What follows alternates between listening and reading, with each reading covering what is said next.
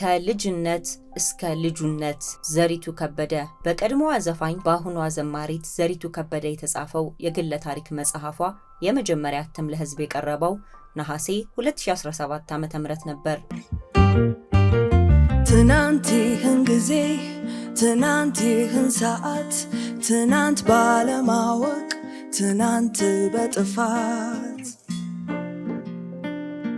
በ13 ምዕራፎች ተዋቅሮ በርካታ ንዑሳን ክፍሎችን ያቀፈው ይህ መጽሐፍ በመጋቢ ዶክተር ማሙሻ ፈንታ፣ በመጋቢ ጳውሎስ ፍቃዱና በደራሲ አዜብ ወርቁ ምስክርነት ታጅቦ የቀረበ ሲሆን መታሰቢያነቱም ለምወደውና ለምናፍቀው ልጄ ስትል ለገለጸችው የበኩር ልጇ ክርስቲያን ላቃቸው ነው። የመጽሐፉ የሽፋን ምስል የራሷ የዘሪቱ ከበደ ሆኖ ሳለ ምስሉ የቀረበበት አቀራረብ ግን በአይነቱ ለየት ያለ ነው። ለዚህም ይመስላል ዘሪቱ ከበደ ጥያቄ ፈጥሮ እንዳያልፍ የምስሉን ትርጉም በመጽሐፉ የውስጥ ገጽ ያብራራችው። በሀገረ ጃፓን የኪንሱጊ ጥበብ በመባል የሚታወቅ አንድ ልማዳዊ አሰራር አለ። ይህም አሰራር የሸክላ ዕቃዎች ሲሰበሩ ከማስወገድ ይልቅ ስባሪውን ማጣበቅና የስብራቱን ምልክት በወርቅ በብርና በፕላቲኒየም አስውቦ ከመጀመሪያው በሚበልጥ ዋጋ እንዲሸጥ የሚያደርጉበት ነው። በመጽሐፉ የሽፋን ምስል ከዘሪቱ ግንባር አንስቶ እስከ አፍንጫዋ ከዚያም ወደ ጉንጮቿ የሚዘልቀው ስብራትም የሰው ልጅ እንደ ሸክላ ተሰባሪ እንደሆነና እግዚአብሔር ግን እንደወደደ መልሶ ይጠግነዋል የሚል መልእክትን ያስተላልፋል። በዚህ ቪዲዮም የዘሪቱ ከበደን ከልጅነት እስከ ልጁነት መጽሐፍ በአጭሩ እንዳሰሳለን። ለክርስቲያን ቲዩብ ቻናል አዲስ ከሆኑ ሰብስክራይብ በማድረግና የደውል ምልክቱን በመጫን ቤተሰብ ይሁኑ።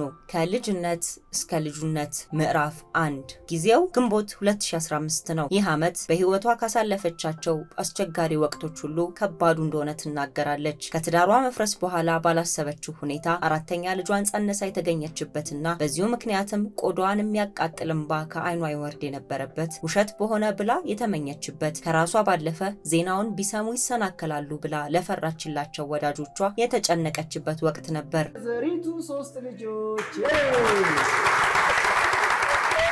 እመለስበታለሁ ስትል ወደ ሌላ ክፍል ያለፈችው ዘሪቱ ለአባቷ የብዙ ልጆች ተከታይ ለእናቷ ግን የመጀመሪያ ልጅ በመሆን ነበር የካቲት 12 ቀን 1979 ዓ.ም ይችን ምድር የተቀላቀለችው። በልጅነት ትውስታዬ ውስጥ ረዳት ተዋናይ ነው ስትል የገለጸችው የ3 ዓመት ታናሿ ኃይለአብ እንዲሁም የሱ ተከታይ ማህሌት ከአንድ አባት የተወለዱላት የእናቷ ልጆች ናቸው። እድገታቸውን በተመለከተ በአባታቸው ተቆጣጣሪነት ምክንያት ከቤት የመውጣት ነፃነት ያልነበራቸው በመሆኑ ዘሪቱና ታናሽ ወንድሟ ኃይለአብ በሰፊ ግቢያቸው ውስጥ በመጫወት ያሳልፉ ነበር። የሁለቱም ታናሽ የሆነችው ማህሌት ግን በሚጥል በሽታ ተጠቂ ስለነበረች ጸበል ለመመላለስ በሚያመቻት በአያቷ ቤት ነበር ያደገችው። የማህሌት በዚህ በሽታ መያዝና በሽታው ያሳደረባት ተጽዕኖ የዘሪቱ የልጅነት ቁጭት እንደነበር ጽፋልን አልፋለች። ዘሪቱና ታናሽ ወንድሟ ኃይለአብ በግቢያቸው ጀርባ ወዳለው የኮምጣጤ ዛፍ ላይ ወጥተው በመንጠላጠል የሚጫወቱ ልጆችን፣ አላፊ አግዳሚዎችን፣ የሚጣሉ ጎረቤቶች እንዲሁም ባልና ሚስቶችን ይመለከቱ ነበር።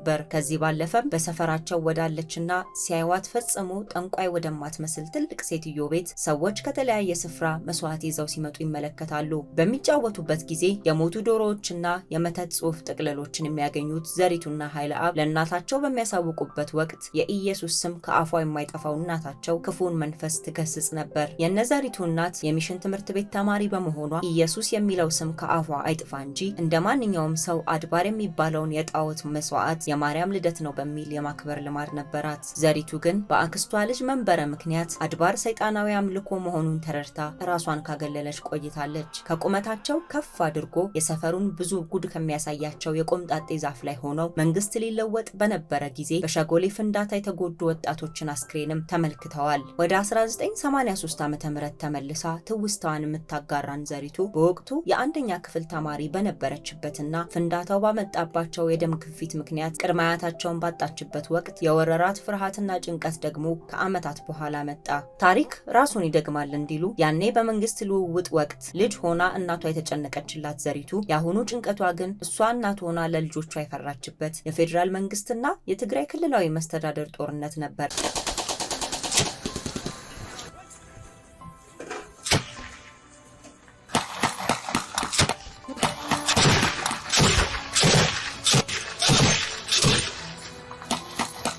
ሀገራቸውን እንዲወዱና ሁሉን በኩል እንዲያዩ አድርጋ ያሳደገቻቸው ልጆቿ እንዲሁም ሀገሯና የሀገሯ ሕዝብ ሰላም እንዲሆኑ አጥብቃ ትጸልይ ነበር። ስለ ሀገራችን ሰላም የጸለይነው የጸሎት መልስ ለምን ዘገየ ስትል የጠየቀችው ዘሪቱ ጥር ወር 2010 ዓ.ም ላይ ጽፋ የነበረውን የተደበቀ ማስታወሻ በዚህ መጽሐፍ አውጥተዋለች። ሁሉን በፍቅር የሚል ርዕስ በሰጠችው መልእክቷ እርስ በርስ የምንዋደድበት ፍቅር መነሻው እግዚአብሔር እኛን እንዲሁ በነፃ የወደደበት ፍቅር እንደሆነና በዘላለማዊ መንግስት ውስጥ ያለው የፍቅር ሕግ ለምድራዊ መንግስትም እንደሚሰራ ገልጻለች። እኛ ሰዎች በአደራ የምናስተዳድራቸው የሌሎች ፍጥረታት ታላቅና የሁሉ ገዢ የሆነው አምላክ ታናናሾች መሆናችንን እንዲሁም ከምርጫ ድምጽ በላይ ወደ ላይ የምንሰጠው ድምጽ ለውጥን እንደሚያመጣ በዚሁ መልእክቷ ላይ አስፍራ ነበር። በኢትዮጵያ ብልጭ ብሎ የጠፋው ብርሃን እጅግ ከሚቆጩኝ ነገሮች ውስጥ ነው በሚል ቁጭቷን የገለጸችው ዘሪቱ ለሀገሯ ያደረገችውን የጸሎቷን መልስ ታህሳስ 2011 ዓ.ም በኢትዮ ኤርትራ እርቅ ተመልክተዋለች። የኢትዮ ኤርትራን የሰላም ሙዚቃ ለማስመረቅ በሄደችበት ወቅትም የትኛውም ህዝብ የራሱን ጀግና የመምረጥ መብት እንዳለው ጠቅሳ በትግራይ ከተማ ያየችው የለውጡ መነቃቃት ከሌሎች ያነሰ እንደነበር ታዝባለች። ወደ አዲስ አበባ ከመመለሳቸው በፊት ሻይ ቡና ይሉ በነበረበት ቦታ ያገኘቻቸው ጡረታ የወጡ የቀድሞ ባለስልጣናት በሰው መካከል ሆነው ስታይ ተገርማም ነበር። በዚህ መልኩ ታየናለች ብለው ወዳልጠበቋት ባለስልጣናት ሄዳ ባቀፈቻቸው ጊዜ ሰው ምስኪን ፍጡር መሆኑንና ይህም የጸሎቷ መልስ እንደሆነ አምና ተቀበለች። ከአንድነት ይልቅ መለያየት ቀላል ነው፣ አብረን እንድንኖር የሚያስችለን የፍቅር ኃይል ነው ስትል የገለጸችው ዘሪቱ ለውጡን በተመለከተም ለውጡ የሚመጣበትን መንገድና ሁኔታ የሚወስነው ለውጡን የምንፈልግበት መንፈስ ነው ትላለች። ምዕራፍ 2 የቤት ልጅ በቀድሞ የዘፈን ህይወቷም ሆነ በአሁኑ የዝማሬ አገልግሎቷ በብዙዎች ዘንድ ተወዳጅ የሆነችው ለየት ባለ ያቀናቀን ስልቷ የምትታወቀው ለሚያያት ሁሉ ደፋር የምትመስለው ዘሪቱ በመጽሐፏ ያወጣችው ያስተዳደግ መረጃዋ ግን ከታሰበችው በተቃራኒ መሆኗን አሳብቆባታል። ማህበራዊ ደንባራነቴ ብዙ ወዳጆች የሚታዘቡትና ፈገግታ የሚጭርባቸው ነገር ነው ትላለች። ልጅነቷን በብቸኝነት ያሳለፈችው ዘሪቱ በአባቷ ቁጥጥር ምክንያት ከቤት የመውጣት ነፃነት ያላገኘችው ይህች ብላቴና የቤት ልጅነት ከአሁን ማንነቷ ጋርም በእጅጉ የተያያዘ ነው። ከአባቷ ህልፈት በኋላ አንጻራዊ ነፃነት ማግኘቷ ከቤት የመውጣትን ሰፊ እድል ይዞላት ቢመጣም እድሏን ግን ያለበቂ ምክንያት አትጠቀምበትም ነበር። በአስተዳደጓ ምክንያትም ከሰዎች ጋር ስትቀላቀልና ወደ እውቅና ስትመጣ የሰዎችን ትኩረት መቋቋም ፈተና ሆኖባት ነበር። ከሴት ጨዋታዎች ይልቅ ለወንድ ጨዋታዎች ቅርብ የነበረችውና አዘውትራ እግር ኳስን የምትጫወተው ዘሪቱ የውጭ ሀገር የእግር ኳስ ግጥሚያዎችን በቴሌቪዥን መስኮት እንዲሁም ደግሞ የሀገር ውስጥ ግጥሚያዎችን ስቴዲየም ድረስ በመግባት ትከታተል ነበር። ይህን ድርጊቷን ያቆመችውም የቀድሞ ባሏ ላቃቸው መንግስቱ ስቴዲየም በመግባቷ ደስተኛ ስላልነበር ነው። ዘሪቱ የቤት ልጅ ነኝ ስትል ተወልዳ ያደገችበትን የእናትና የአባቷን ቤት ብቻ ሳይሆን የአያቶቿንም ቤት ጨምራ ነው። ገርና ተወዳጅ በሆኑት ወንድ አያቷ እንዲሁም ደግና ኮስታራ በሆኑት ሴት አያቷ ቤት ውስጥ በተለይም በክረምት ወቅት ጣፋጭ ጊዜ አሳልፋለች። ደግነትና ኮስታራነትን እንዴት አጣምረው እንደያዙ ስታስብ የምትገረምባቸው ሴት አያቷ ሁሉን ጠያቂና በችግር ደራሽ በመሆናቸው በታመሙ ጊዜ ሐኪም ቤቱን ያስታማሚ ብዛት ሞልቶት ታዋቂ ሰው የታመመ ይመስል ነበር። እኚህ ተወዳጅ አያቷ ያረፉትም ሁለተኛ ልጇን መንግስቱ ላቃቸውን በወለደች ማግስት ሲሆን ሐዘኔን ጮሆ ማልቀስን ይከለክለኝ ከነበረው ከወሊድ ቁስሌ ጋር ለብቻ ያሳለፍኩት ስትል አያቷን መቅበር እንዳልቻለች ገልጻለች። በልጅነት ወራት በአያቶቿ ቤት ትሰማ የነበረችው ሙዚቃ፣ ትጫወት የነበረው ጨዋታ፣ ከወጣት አክስትና አጎቶቿ ጋር ትመለከት የነበረው ቲያትርና ፊልም ብቻ ሳይሆን መርካቶ ወደሚገኘው የአያቷ ሱቅ ስትሄድ የምትጋበዘው ፓስቲ በሻይም በእጅጉ ይናፍቃታል። ሶስቱን ልጆቿን በሀያዎቹ የዕድሜ ክልል ውስጥ ሆና የወለደቻቸው ዘሪቱ በእርግዝና ወራቶቿ አምሮትን በደንብ ያወቀችው በሶስተኛ ልጇ ጊዜ ነበር። ከዚያ በፊት በሁለተኛው ልጇ መንግስቱ እርግዝና ጊዜ በመጀመሪያ ዘቢብ፣ ሁለተኛ ጊዜም ትሪፓ አምሯት እንደነበር ታስታውሳለች። የሶስተኛ ልጇ እርግዝና ግን አምሮት እንዲሁም ደግሞ አካላዊና ስሜታዊ ለውጦችን ከሌላው በተለየ ያስተናገደችበት ነበር። ምዕራፍ 3 ሰኔ 2015 ከፓስቲ አምሮት ቀጥሎ የቅራሪ አምሮት ተከተለ። ብጠጣ ችግር አለው ወይም ኃጢአት ነው በሚል የግል እምነት ሳይሆን ሌሎች ሊሰናከሉ ይችላሉ በሚል አሳቢነት ቁምጣጤ በውሃ ጠጥታ ያን የአምሮት ጊዜ ያለፈችው። መጠጥና ጫትንም በተመለከተ እይታዋን ለመፈተሽ የተገደደችው ወደ እምነት መንገድ ከገባች በኋላ ይሁን እንጂ ቀድሞውኑ ከጫት የራቀችና መጠጥ ላይ እስከዚህም የሆነች ሴት ነበረች። ዘሪቱ እንደገለጸችው ወደ ጌታ ከመጣችም በኋላ መጠጥ ተጠጣ እንደነበርና በእኛ ሀገር ተለምዷዊ አመለካከት ምክንያት ሌሎች ሰዎች እንዳይሰናከሉ በማሰብ እንደተዋች ነው። ሆኖም ግን በውጭ ሀገር ያሉ አገልጋዮች ሳይቀሩ ወይን እንደሚጠጡና መጠጥ የሚከለከለው በኢትዮጵያ ውስጥ መሆኑን ከመጽሐፍ ቅዱሱ የጳውሎስ መልእክት በመነሳት ልከኝነት እንጂ ፈጽሞ አለመጠጣት አልተጻፈም ስትል ሞግታለች። በዋና ዋና ምዕራፎች ውስጥ በርካታ ንዑሳን ክፍሎችን ወደ ህይወቷ የኋላ ታሪኮችና የቅርብ ጊዜ ክስተቶች ሄድ መለስ እያለች የምታስቃኘን ዘሪቱ የእግዚአብሔርን ማጽናናት ያየችበትን ወቅት በዚህ ምዕራፍ ጠቀስ አድርጋ አልፋለች። ሳታስበው በተፈጠረ እርግዝና ስታለቅስ ከነበረበት ከባድ ሁኔታ ለቅሷን ወደ ሳቅ የቀየረላትን አምላክ እግዚአብሔር ሲያጽናና ድንቅ ነው፣ የትኛውም ከባድ ሁኔታ ከሱ ጋር ድንቅ ነው ስትል ገለጸችው። በአንድ ወቅት በኦቲዝም ይጠቃ ይሆን ወይ ተብሎ የተፈራለትና ለመናገርም ዘግይቶ የነበረው ከሷ ጋር የተለየ ቅርበት ያለው ሶስተኛ ልጇ እርግዝናዋን የሰማ የቅርቧ ሰው ሆነ። ጸሎት ላቃቸው ማለት ለመናገር ዘግይቶ በነበረ ጊዜ ስንቶች ለዘሪቱ ትንቢታዊ መልእክት ሲያመጡ በዝምታ ያለፉት፣ ሕክምናም ተስፋ ያልሰጠው፣ እስከ 6 ዓመቱ ድረስ ጡት ያልጣለ የእናቱን ጸሎት በሰማ አምላክ ግን አንደበቱ የተፈታለትና በአሁኑ ሰዓት እጅግ ብሩህ የሆነ አእምሮ ያለው እግዚአብሔርንም የምታመሰግንበት ልጇ ነው። ልጅ እንደጸነሰች በነገረችው ጊዜም ቀድሞ አውቆ የነበረው ይህ ብላቴና በማግስቱ ከትምህርት ቤት ቀርቶ እናቱን ሲንከባከቡ አለ። ምዕራፍ 4 ከተሰጥኦ ጋር ትውውቅ፣ የመድረክ ህይወት፣ ጽንስ። የሶስተኛ ክፍል ተማሪ በነበረችበት ጊዜ ዛፍ ላይ ተቀምጣ ላየቻት ጉጉት የጻፈችውን ግጥም ለክፍሏ ተማሪዎች በማቅረብ የጀመረችው ዘሪቱ ታሪኮችን መተረክ፣ ትወና መተወን፣ የገና መዝሙር ማቅረብ የላዛሪስት ትምህርት ቤት ትዝታዎቿ ናቸው። የ5ኛ ክፍል ተማሪ እያለች በራሷ ግጥምና ዜማ ያቀረበችው የቤት ሰራተኛቸው ያለ ዕድሜ ጋብቻ ታሪክ የ2ኛ ደረጃ ተማሪ ሆና ህፃናት ተኮር በሆነ ዝግጅት ላይ እንዲቀርብ ሆኖ ነበር። በቴሌቪዥን መስኮት የቀረበው ይህ ዝግጅትም በስራው 500 ብር እንዲከፈላት አድርጎ ለእናቷ ስጦታ ለራሷም የሚያስፈልጋትን አድርጋበት አለፈች። 3ኛ ክፍል እያለች 80 ከመቶ ውጤት የተሰጣት የሙዚቃ ፈተና 5ኛ ክፍል ላይ ግን በዘርፉ ተመራጭ ተማሪ አድርጓታል። በዚያን ጊዜ ስታድጊ ምን መሆን ትፈልጊያለሽ ተብላ ለሚቀርብላት ጥያቄ ዘፋኝ ብትል ማህበረሰቡ እንደማይቀበላት በማወቅ የታሪክ ተመራማሪ እያለች ትመልስ ነበር። ድሽ ድሽ ስለተለያየ ጉዳይ የሚነገር ተረት ሲሆን እሷም ለልጆቿ ትነግራቸው ነበር። መጽሐፍ ቅዱስ ላይ ሌላ አመለካከትን የሚጨምሩና የራሳቸውን ድሽ የሚፈጥሩ ሰዎች አምልኮ የለኝም ላንቺ ሀገሬ ስትል ለሀገሯ በቅንነት የዘፈነችውን አጠልሽተውባታል። የዘላለም አምላክ የሆነውን ትልቁ እግዚአብሔርን የሚያውቅና የሚያመልክ ሰው አምልኮ ለሌላ ለማንም እና ለምንም እንደማይሰጥ ጠንቅቆ ሊያውቅ ይገባል ያለችው ዘሪቱ የሀገር ፍቅር ተፈጥሯዊ ቢሆንም ልክ ባጣ ብሔራዊነት መሆን እንደሌለበት ታምናለች። ምን ጉድ ነው ያበረታኝ እሱ ነው እንባዬን ያደረቀው ቁጣዬን ያበረደው አመፄን ያሰከነው መጽናናትን ያገኘው ሰይፌን ይዤ ስቆም ነው። ሰይፍን አንሳ ያበራልሃል፣ ለጠላት መልሱን ያስተምርሃል።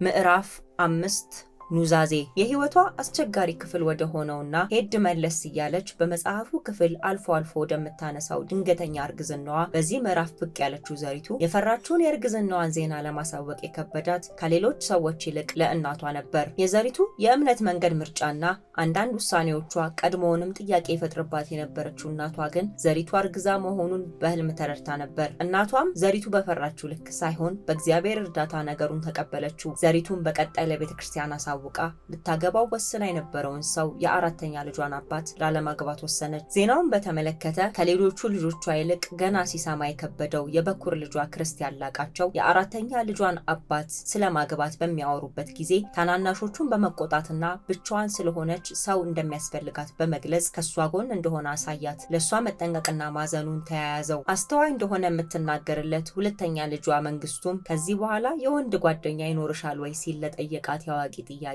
አላውቅም፣ ጌታንና እናንተን እየወደዱ መኖር ለኔ ከበቂ በላይ ነው፣ ድጋሚ ከሆነም ግን በትክክለኛው መንገድ ነው የሚሆነው ስትል መለሰችለት። ምዕራፍ 6 መንፈሳዊነትን ፍለጋ በልጅነት። በልጅነቷ የተለያዩ መንፈሳዊ ተሳትፎችን የምታደርገው በራሷ ተነሳሽነት ሲሆን በህልሟ ባየችው የመነኩሴ ምክር ምክንያት መጾም ጀምራ ነበር። በየዓመቱ በኦርቶዶክስ ቤተክርስቲያን ሩፋኤል በሚል የሚደረገውን የጳጉሜ 3 ጥምቀትም ትወስድ እንደነበር ጽፋለች። በኖረችበት አካባቢ ጴንጤ የሚጠላ ቢሆንም እንኳ እሷ ግን ካየችው ፍቅራቸውና መተሳሰባቸው አኳያ ተወዳቸው ነበር። ያን ጊዜ ታያቸው የነበሩ ጴንጤዎችን በማስታወስም እንደዚህ አይነቶቹ ጴንጤዎች ወዴት እንደሄዱ አላውቅም ስትል ትዝብቷን አስቀምጣ አልፋለች። መንፈሳዊውን ዓለም መጠጋት በፈለገችበት ጊዜያት የአቡነ ገብረ መንፈስ ቅዱስ የሚባለው ስዕል ስለሳባት ሻማ አጠገቡ ታበራና የምትጸልየው ግን ወደ እግዚአብሔር ነበር። የቅዳሴ ድምጽ ትወድ የነበረችው ዘሪቱ እናቷ በተማረችበት ቤቴል መካነ ኢየሱስ ትምህርት ቤት ተማሪ በነበረችበት ወቅትም በመዝሙር እስክስታ ትወርድ ነበር። በ16 ዓመቷ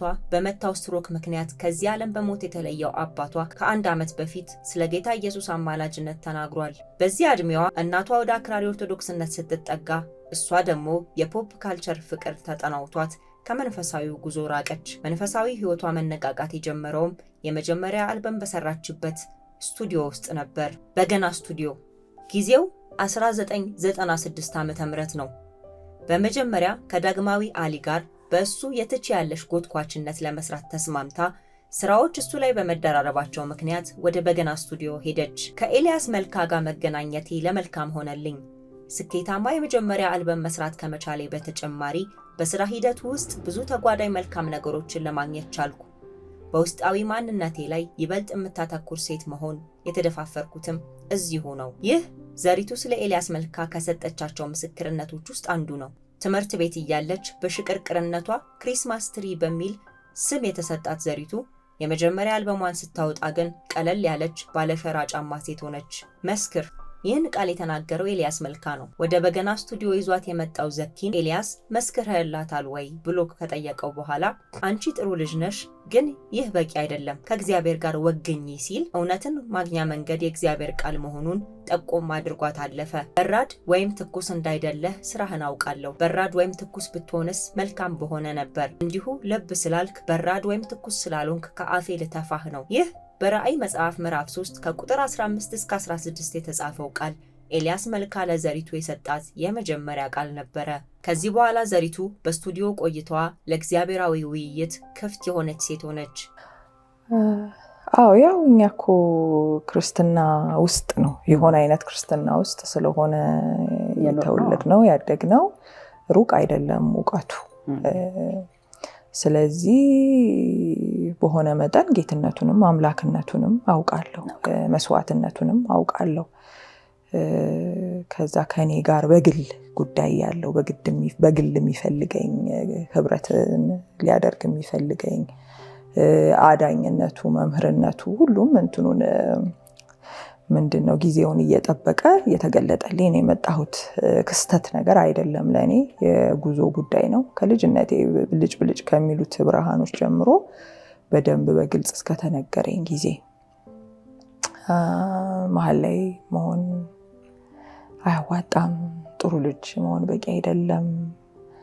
በቃ የእግዚአብሔር የሆነ ሰው እግዚአብሔር የሚለውን የእግዚአብሔር ሐሳብ ያለበትን ነገር አውቆ ያንን የሚታዘዝ ሊሆን ይገባል።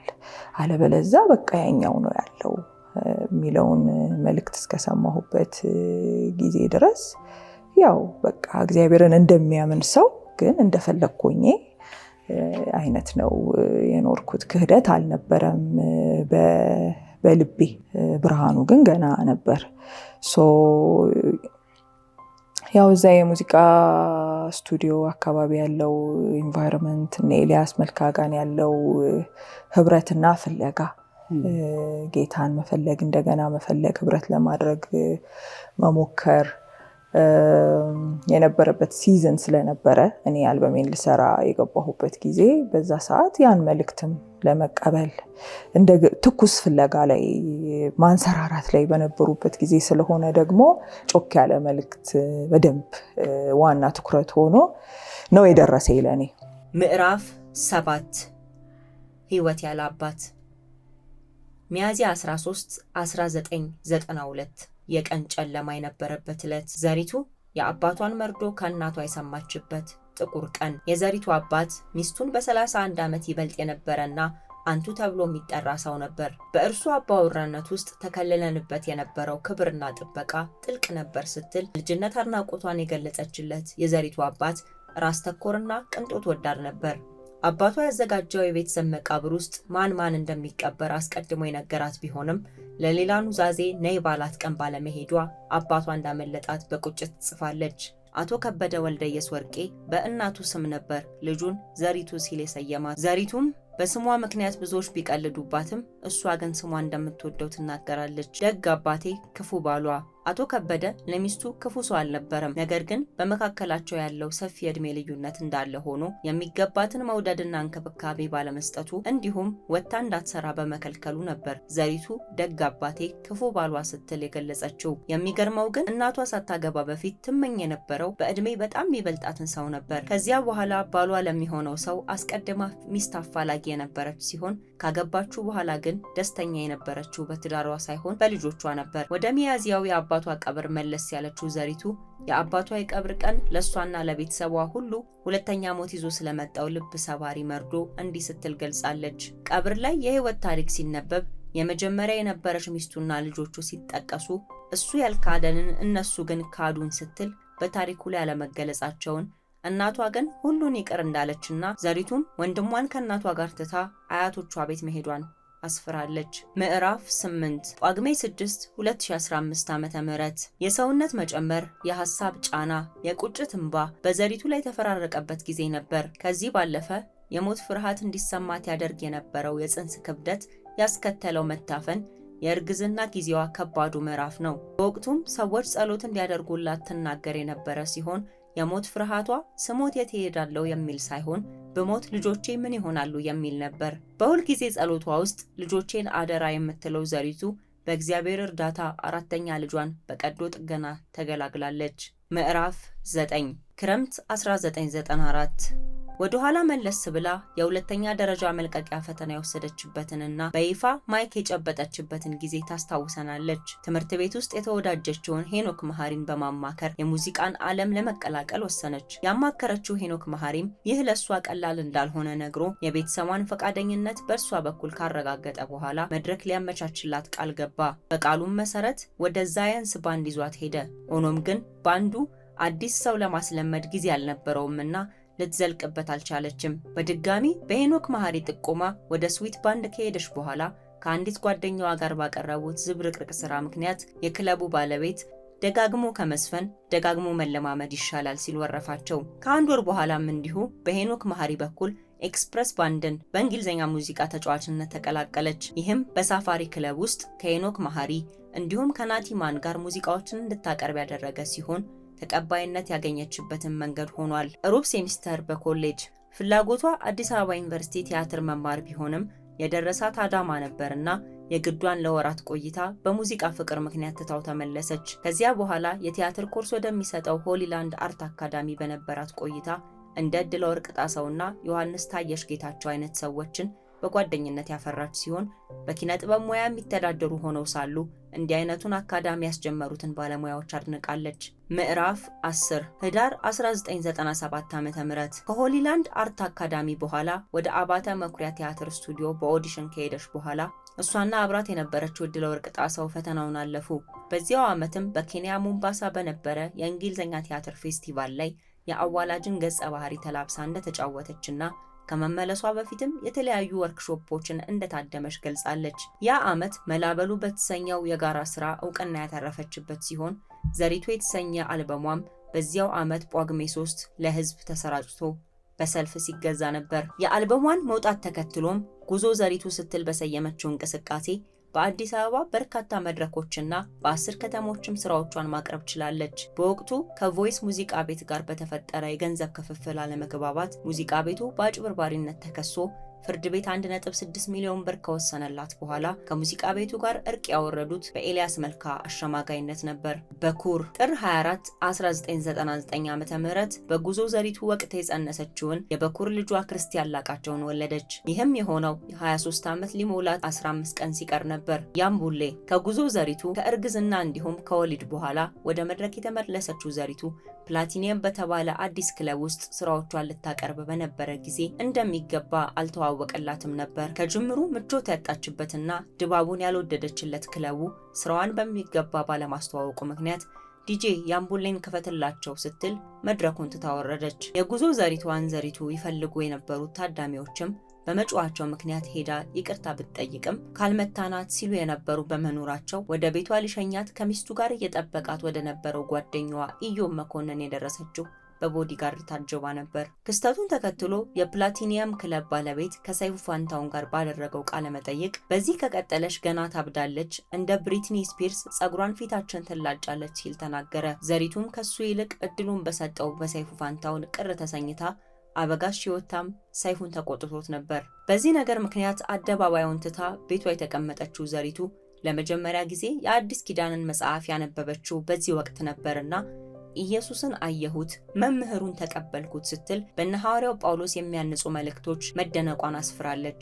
የሙዚቀኞች ህብረት ከመሐሪ ብራዘርስ አባላት ጋር በነበራቸው የመጽሐፍ ቅዱስ ጥናት የሚያደርጉትን ሁሉ ለእግዚአብሔር ክብር እንዲያደርጉ የተስማሙትና እርስ በርስ ይወያዩ የነበሩት አባላቱ በወገኖች የአቋም መከፋፈልና በገንዘብ እንዲሁም በሴቶች ጉዳይ ላይ ባሉ መረዳቶች ልዩነት ተፈጥሮ ተለያዩ። የሴቶች ዝምታ። በሙዚቀኞች ህብረት ውስጥ ሴቶች አዳማጮች ነበሩ። በህብረቱ ውስጥ ከነበሩት መሃል አንዳንዶች ሴቶች በማህበር ዝም ይበሉ የሚለውን፣ ሌሎች ደግሞ ወንድም ሴትም የለም ሁሉ በክርስቶስ የእግዚአብሔር ልጆች ናቸው የሚል ሁለት ጽንፍ ይዘው ነበር። ከብዙ ዝምታ በኋላ መሳተፍ የጀመረችው ዘሪቱም በቤተ ክርስቲያን ውስጥ በተለይም በመምራትና በማስተማር ረገድ የሴቶች ድርሻ ምንድነው የሚል ጥያቄ ነበራት። ያላቸውን ሁሉ በአንድነት ሲያደርጉ የነበረ ቢሆንም ገንዘብን በተመለከተ ግን የፕሮቴስታንቱ ወገን ገንዘብ በጥበብ ይተዳደራል ሲል፣ የበገናው ቡድን ደግሞ ገንዘብን ማጠራቀም ኃጢአት ነው በሚል አቋም በኤልያስ መልካና በኢዮብ መኮንን እየተመራ ከዘሪቱ ጋር እርስ በርስ ይረዳዱ ነበር። ዘፋኞቹ ጴንጤ ሆኑ። ዘሪቱ ከሙዚቀኞች ህብረት መክሰም በኋላ ከበገና ስቱዲዮ ርቃ ብቻዋን በጸሎትና በቃል ንባብ ለመቆየት ተጣጣረች። ኤልያስ መልካ ቤተክርስቲያን ውስጥ ማደጉ እስከ መጨረሻው ድረስ የጠቀሙትን መንፈሳዊ መረዳቶችና ልምምዶች ያገኝ እንጂ ጴንጤዎችን የማይቀበልበት የራሱ ቁስል ነበረው። እንደ ኢዮብ መኮንንና እንደ ዘሪቱ ያሉት ደግሞ በመሰከሩላቸው ወንድሞች ቁስል ምክንያት ጌታንና የጴንጤን ጥላቻ ሳያውቁት አጣምረው ይዘው ነበር። ዘሪቱ ለጴንጤው ማህበረሰብ ልቧ የተከፈተው የልጇ አያት የሆኑት አቶ መንግስቱ ወርቁ ባረፉ ጊዜ አጽናኝ ወገን ሆነው ስላገኘቻቸው ነበር። ለመጀመሪያ ጊዜ ነፍስ ካወቀች በኋላ የጴንጤ ቤተክርስቲያን ሄዳ የተካፈለችው ቄራ በሚገኘው የመስቀሉ ቃል ቤተክርስቲያን ነበር። እዚያ ስትገባ በመታየቷ ዘሪቱ ጴንጤ ሆነች የሚባል ወሬ ተነዛ። በመጠኑም ቢሆን ተጠፋፍተው የነበረ ጓደኛዋ ኢዮብ መኮንን በዚያን ጊዜ ደውሎላት ዘፋኞቹ ጴንጤ እየሆኑ እንዳሉና እነ ጥበቡ ወርቅዬም ጌታን መቀበላቸውን ነገራት። ቀሚስ የለበስኩለት የተሰኘው ፊልም ድህረ ቀረጻ ላይ በዘሪቱ ቢሮ ውስጥ እነ ጥበቡ ወርቅዬ፣ አቤል ሙሉጌታ፣ ቶኪቻው፣ ኢዮብ መኮንንና ሌሎችም እየመጡ ህብረት ያደርጉ ነበር። በመካከላቸው ተገኝተው ያስተምሯቸው ከነበሩ ሰዎች መካከልም ዘሪቱ ትሄድ የነበረበት የመስቀሉ ቃል ቤተክርስቲያን መጋቢና የቀጠና 2 ሙሉ ወንጌል መጋቢ ጋሽ በቀለ ወልደ ኪዳን ይገኙበታል። እነ ዘሪቱ ከትምህርታቸው በኋላ ዘፈን ኃጢአት ነው ወይስ አይደለም በሚል እንዲሁም ጸጋን የተመለከተ ክርክር ያነሱ ነበር። እነ ጥበብ ወርቅዬ ዘፈንን ረግመውና ተጠይፈው ሲቀሩ፣ እንደ ዘሪቱና እንደ ኢዮብ መኮንን ያሉት ደግሞ ዘፈንን እንደ ቃሉ በመቃኘት እውነትን እንገልጥበታለን የሚል አቋም ያዙ። ጸጋ ሳይበራላት በፊት ቀንደኛ የህግ አቀንቃኝ እንደነበረች የምትናገረው ዘሪቱ ጥበብ ወርቅዬ በቃ ታያለሽ ጌታ አንቺን የጸጋ ሰባኪ ባያደርግሽ እያለ ተነብየላት ነበር። ጸጋን በተመለከተ የበገና ስቱዲዮም በጸጋ ብቻ በሚገኝ ድነት ምክንያት ህዝቡ ልቅ እየሆነ በመምጣቱ ስራን በይበልጥ ይሰብክ ነበር።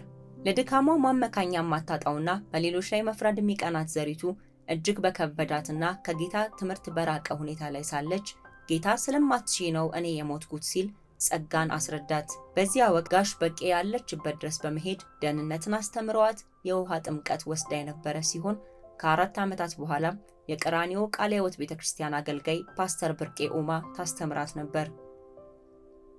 የዘፈን ጉዳይ ዘሪቱና ጓደኞቿ የተነቀፉበት ጉዳይ ነው። ጌታን መቀበል የቻልኩት ቤተክርስቲያን የጠፉ ብላ ባገለለቻቸው ሙዚቀኞች በኩል ነበር ስትል ምስክርነቷን የሰጠችው ዘሪቱ ከ30 የማያንሱ የህብረቱ አባላት ስለ ዘፈን መጽሐፍ ቅዱስ ምን ይላል እያሉ ያነቡ እንደነበር ገልጻለች። እንደነሱ አረዳድ የተለያዩ የመጽሐፍ ቅዱስ ጥቅሶችን በመዘርዘር ህይወታቸውና ሙዚቃቸው የመንፈስ ፍሬ መገለጫ እስከሆነና በቃሉ ላይ እስከተመሰረተ ድረስ ሙዚቃዊ አገልግሎታቸው የስጋ ስራ ለመሆኑን ተረዱ። ዘሪቱ በበኩሏ ዘፈን ኃጢአት የሆነው ኢትዮጵያ ውስጥ እንደሆነና ሰው ጌታን ሲቀበል ዘፈን ማዳመጥ እንደሚያቆም በዘፈን ዓለም የነበሩትም ራሳቸውን እንደሚያገሉ ገልጻለች። እኔ አሁን ዘፋኝ አይደለሁም ስትል ያሳፈረችው ዘሪቱ ዘፈንን ያቆመችበት ምክንያት ሰዎች እንዳይሰናከሉ እንጂ ኃጢአት ነው ብላ ስለምታምን እንዳልሆነ የሷን አረዳድ መሰረት ባደረጉ የመጽሐፍ ቅዱስ ጥቅሶች አስደግፋ የዘፈንን አዎንታዊ ገጽታ ጠቅሳለች። ያው ከዘፈኖቼ ውስጥ ዓለማዊነት ፌድ አውት እያደረገ ነው ያወጣሽው ፌድ አውት እያደረገ ነው። እናንተም የምታዩት ይመስለኛል። ሙዚቃ በራሱ ግን አሁንም ለኔ ምንም ችግሩ አይታየኝም። የኢየሱስ ነኝ፣ የኢየሱስ ተከታይ ነኝ። ምንም ክርክርም የሚደባበቅም ነገር የለም። ግን ደግሞ የኢየሱስ መሆኔ ከሙዚቃ አላጣላኝም እስካሁን። ምዕራፍ 11 ትዳር፣ ሴትነት፣ የፍቅር ሱስና የውድቀት አዙሪት።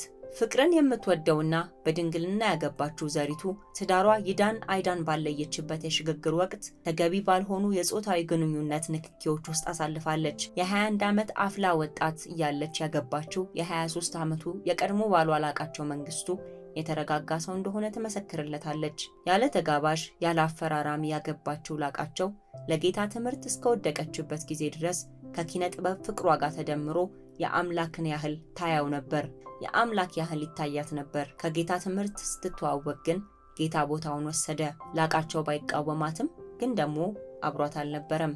ምንም እንኳ ለባሏ ታማኝ ብትሆን ተገቢ ያልሆነውን ማድረጓ በድካም ትዳሯ ለመፍረሱ ምክንያት ሆነ። ለነፃ መውጣት ቢጸለይላትም ነፃ መውጣቷ ግን ሂደታዊ ነበር። በ2013 ዓመተ ምህረት ለኢየሱስ ነው ስትል የዘመረችለትን ጌታ ዘሪቱ በገጽ 135 አራተኛ አንቀጽ ላይ እንዲህ ስትል ገልጸዋለች። እኔ የኢየሱስ ነኝ፣ ያለምንም ተቀናቃኝና ተሻሚ።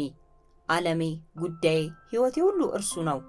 ከእንቅልፌ ስነቃ የመጀመሪያው ሐሳቤ፣ ወደ እንቅልፌ ሲሄድ የመጨረሻው ንግግሬ ኢየሱስ ነው። እርሱ የሕይወቴ ትርጉም፣ አለኝ ብዬ የምጠራው ብቸኛ ትምክህቴ ነው። የሕይወቴ ጌታ፣ የነፍሴም ፍቅሯ ነው። ቀን እየጠበቀ እንደ ልክፍት በዙሪያ ጠምደኝ የነበረው የተቃራኒ ጾታ ፍቅር ስሜት አሁን ለኔ ብርቄ አይደለም። ብርቄም ሆነ ሱሴ ራሱ ኢየሱስ ነው። ከእንግዲህ ለፍቅርም ከደነገጥኩ በኢየሱስ ውስጥ ለማገኘው ፍቅር ብቻ ይሆናል እረፍቴ ውስጥ። ይህ ዘሪቱ ለጌታ ለኢየሱስ ያላትን ፍቅር ብዙ አስባ በጥቂቱ የገለጸችበት ክፍል ነው። ኢየሱስ ነው፣ ኢየሱስ ነው፣ ኢየሱስ ነው፣ ኢየሱስ ነው። ሚስት መሆንን ያስተማረኝ የለም ወይ በሚል ጥያቄ ጭራ እንዲሁ ያላለፈችው ዘሪቱ ከእናቷ የተማረችው ነፃ ሴት መሆንን እንደሆነና ከወንድ ኢኮኖሚያዊ ጥገኝነት እንድትላቀቅ መሆኑን ትገልጻለች። የመጀመሪያ የፍቅር ስሜት የ7ኛ ክፍል ተማሪ ያለች የተሰማት ሲሆን ያኔም ሆነ የቀድሞ ባሏን ባገኘችበት ጊዜ ቀድማ ያየችውም ሆነ በፍለጋ የራሷ የምታደርገው ዘሪቱ እንደሚገባው ሚስት ያልሆንኩለትን ላቃቸው መንግስቱን ይቅርታ ጠይቃለሁ ስትል የይቅርታ መልእክቷን አስፍራለች። ዳግም ጋብቻን በተመለከተ ከትዳሯ መፍረስ በኋላ የተሰማትን ብቸኝነትና የአጋር ፍለጋ ስሜት ጌታ ኢየሱስ እኔ አለሁ ሲል እንዳጽናናት ትናገራለች። የትዳርን እውነተኛ ምንነት ባለመረዳት ከፈረሰው ትዳሯ በኋላ ሌላ ትዳር መጀመር ቀላል ባይሆንም እንኳ ሰው ብቻውን ይሆን ዘንድ መልካም ባለመሆኑና በምኞት ከመቃጠል ማግባት የተሻለ በመሆኑ ምክንያት ጨዋና ጽኑ ፍቅር ያለው ዋጋ ሊከፍልልኝ የተዘጋጀ ሰው አገኝ ይሆናል፣ እግዚአብሔር ያውቃል የሚል እምነት አላት። ምዕራፍ 12 ታህሳስ 20 2016 ዓ.ም ጎባ ለቤተሰቡ ሁሉ ደስታን የፈጠረ አዲሱ ልጇ በጸሎት ላይ እያሉ በመጣላት መልእክት በኩል የቀድሞ ዘሪቱ ጣዖቷ እንደሆነችና ሁለንተናዋን ለጌታ መሰዋት እንዳለባት ተረዳች። መንገዴ የቀይ ምንጣፍ አይደለም ባላት የጌታ ድምጽ ምክንያት ሁሉ ነገር አልጋ ባልጋ እንዳልሆነም ተረዳች። ጉባ በተወለደ በሁለተኛው ወር ዓመታትን ከማስቆጠራቸው የተነሳ እንደ ቅርስ በተቀመጡ ሽጉጦች ምክንያት እናቷና ታናሽ ወንድሟ በቅርብ ሰዎች ተከሰው እስር ቤት ገቡ። ይህን የሰማችው ዘሪቱም በድንጋጤ ልጇን ለሰራተኛ ትታ ስሜታዊነት በተቀላቀለበት የዘሪቱ አስረጅነትና በሕግ አካላቱ አሰራር በነፃ እንዲለቀቁ ተደረገ። ግንቦት 5 2016 በዘሪቱ ቤት እሷ ለእናቷ ልጆቿም ለሷ የእናቶችን ቀን ምክንያት በማድረግ የእንኳን አደረሰሽ ቅብብሎሽ እንደነበር ትናገራለች። ለልጆች ጤናማ እድገት አስፈላጊ የሆነው የወላጆች ኃላፊነት ተዋጽኦ በተፈጥሯዊ መልኩ ስናየው የማይተካካ ነው ስትል በመጽሐፉ በዚህ ምዕራፍ በቀረበ ዝርዝር የእናትነትን ኃላፊነት ገልጻለች። ምዕራፍ 13 ሰኔ 28 2016 ዓ.ም። ይሄኛው ምዕራፍ በዘሪቱ ሕይወት የተከሰተውን ሐዘን መላው የኢትዮጵያ ሕዝብ ያወቀውና ብዙዎች ሐዘናቸውን የገለጹበት ነው። ከጌታ ፍቃድ ጋር ብርቱ ትንቅንቅ ያደረገችበት የምጥ ጊዜ፣ በአምላክ ጨካኝ ውሳኔ የውዱ ልጄ የልብ ምት ዳግም ላይ መታ ቆመ፣ በኩሬ ሄደ ስትል በእናትነት አንጀቷ እያዘነች በጻፈችው ጽሑፍ ኢየሱስ ይምርልኛል ብላ አምናው እሱ ግን የወደደውን እንዳደረገና ለጥቂት ጊዜ አኩርፋው ከነበረበት የልብ ስብራት እንዳዳናት ትመሰክራለች። ጌቴሴማኒ በዕብራውያን መጽሐፍ ምዕራፍ 5 ቁጥር 8 ምንም ልጅ ቢሆን ከተቀበለው መከራ መታዘዝን ተማረ ተብሎ እንደተጻፈው ጌታ ኢየሱስ የተሰማለት ከጭንቁ የለመነው ሳይሆን እንደ እግዚአብሔር ፍቃድ የሆነ ጸሎቱ እንደነበርና የግሏ ጌቴሴማኒ የብዙ እንባ ልመናዋ ሳይሆን በልጇ ህልፈት የጌታ ፍቃድ የተፈጸመበት ሆነ። የምትከብርበትን አንተ ታውቃለህ። እንዴት እንዲህ ላለው መከራ አመንከኝ፣ እምነቴን አደራ ስትልም ጥልቅ በሆነ ሐዘን ነገር ግን የእግዚአብሔርን ሐሳብ በመረዳትና ከሱ ጋር በመስማማት ጽፋለች። ስንብት ክርስቲያን ከማለፉ ከ2 ሳምንታት በፊት እሱ በሌለበት እሷና ልጆቿ ህብረት ሲያደርጉ ያየችው ህልም ትርጉሙ የገባት ክርስቲያን በስጋ ከተለያትና ወደ ጌታ ከሄደ በኋላ ነበር። እሱም ህልም አይቶ እንደነገራት ታስታውሳለች። ወደ ጌታ ከመሄዱ በፊትም አስቀድሞ ምልክት በመስጠት የሰውን ልብ የሚጠብቀው ጌታ ባይመስለኝም እንኳ ቅሉ አንተ መልካም ነህ የተሰኘውን የሌሊን መዝሙር መልእክት አድርጎ ሰጥቷት ነበር። እግዚአብሔር የወደደውን አደረገ። ባይገባኝም ቢያመኝም የሆነውን ከመቀበል በቀር አማራጭ የለኝም ስትል ራሷን ያሳመነችው ዘሪቱ በሚገባ ለመተረክ በስሜት ገና የሆነችበትን የህይወት ጉዞ እግዚአብሔር ቢፈቅድ እንደምትቀጥለው ገልጻ ለአንባቢዎቿ አክብሮትን በማድረስ እግዚአብሔር ይመስገን በሚል ቃል መጽሐፉን ቋጭታለች። እናንተስ ውድ የክርስቲያን ቲዩብ ቤተሰቦች የዘሪቱን ግለ ታሪክ በተመለከተ ምን ትላላችሁ? አስተያየታችሁን በአስተያየት መስጫ ሳጥን ውስጥ አስቀምጡልን። ቀጣይ ሳምንት በሌላ የመጽሐፍ ዳሰሳ እስከምንገናኝ ሰላም።